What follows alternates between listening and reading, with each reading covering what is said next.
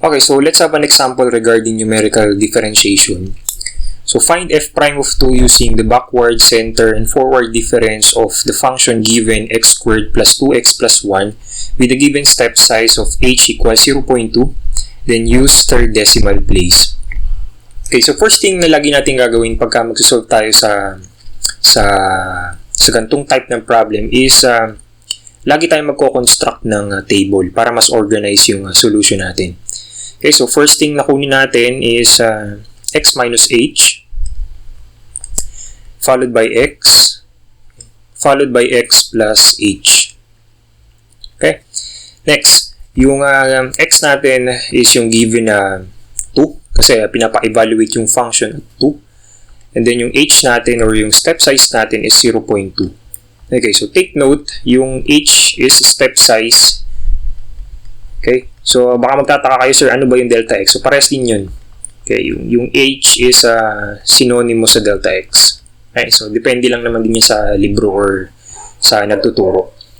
Okay, so kunin mo natin yung x minus h. So x minus h, 2 minus 0.2 is 1.8. And then x is 2. And then x plus h is 2 plus 0.2, 2.2. Okay, next. Kunin natin yung, or evaluate natin rather itong mga values na to dun sa given function. Okay, so first thing na kunin natin is evaluate natin yung function at 1.8. So yung value ng function at 1.8 would be, so calculator natin, 1.8 squared plus 2 times 1.8 plus 1, 7.84. Okay, then f of 2 is 2 squared plus 4 plus 1, 4 plus 4 plus 1 would be 9. Okay, then last is f of 2.2 is 2.2 squared plus 2 times 2.2 plus 1 is 10.24.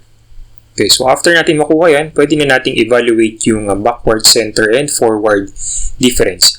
So start muna tayo kay backward dahil yun yung unang tinatanong. Okay, sa backward difference, yung formula natin ng derivative or yung slope ng function natin is, tingnan natin. So hindi ko memorize kasi. Backward difference is f of x minus f of x minus h divided by h. Okay. Start muna tayo kay f of x. Yung f of x natin is yung 9 minus f of x minus h, which is ito, 10.24. Ay, sorry, rather 7.84 pala. Divided by 0.2. So, ang sagot dito ay 9 minus 7.84 divided by 0.2, 5.8. Okay. Next. So, ang pinapahanap ay center difference. Okay, so center difference naman, ang formula natin ay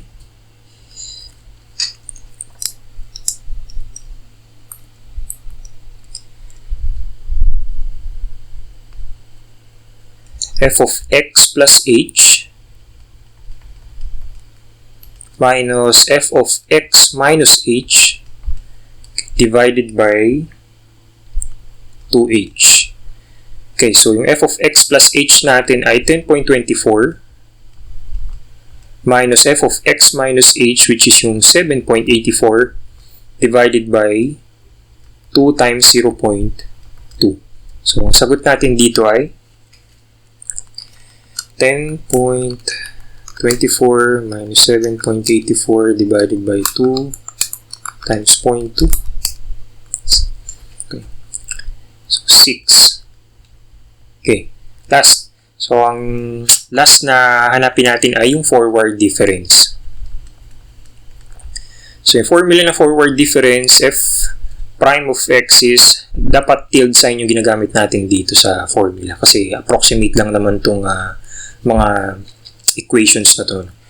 So, yung forward difference natin ay f of x plus h minus f of x divided by h equals, yung f of x plus h natin ay 10.24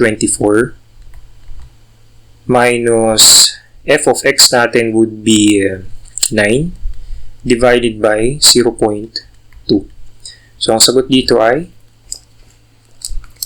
10.24 minus 9 divided by 0.2, 6.2. Okay.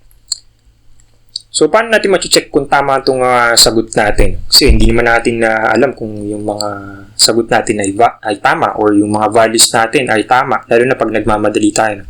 So, first clue is dapat pare-parehas, or not actually pare-parehas, so approximately equal sila pare-parehas. Okay, so magkakalapit sila ang ibig ko sabihin. So, 5.8, 6, and then 6.2. So, almost 0.2 lang yung difference nila. No? And second thing is pwede natin i-check sa calculator. No? Paano natin i-check sa calculator? Okay. Sa calculator nyo, may makikita kayong derivative dyan. Nasa integral sign, nasa taas siya. No? Paano natin i-access yun?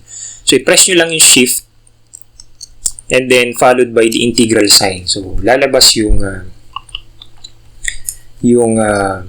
derivative, no. It would parang ganito siya, no? D over dx, no? Followed by may expression dito na ilalagay, and then kung anong value ng x mo siya i-evaluate. Okay, so gawin natin para malaman natin kung tama itong sagot natin. So, ang given nating function ay x squared plus 2x plus 1. So, yun yung ilalagay natin dun sa calculator. X squared plus 2x plus 1. And then, i-evaluate natin dun sa tinatanong. So, f prime of 2. So, evaluated by, at x equals 2. And then, press equal sign. Okay. So, x squared plus 2x plus 1. And then, evaluate natin sa 2. Ang sagot natin is sakto 6. Okay, so ibig sabihin tama yung sagot natin. Ito kasi yung yan talaga yung true answer or yun yung accurate answer. Okay. So ito kasi yung mga equations kasi natin na to is nag-approximate lang naman tayo. No? Kung pinanood niyo yung introduction to numerical differentiation, i-explain ko doon kung paano na-derive tong mga equations na to. Okay, so yun lang yung steps or yung clues para malaman natin kung yung sagot natin is tama. Okay, so I hope may natutunan kayo, and thank you for listening, and God bless.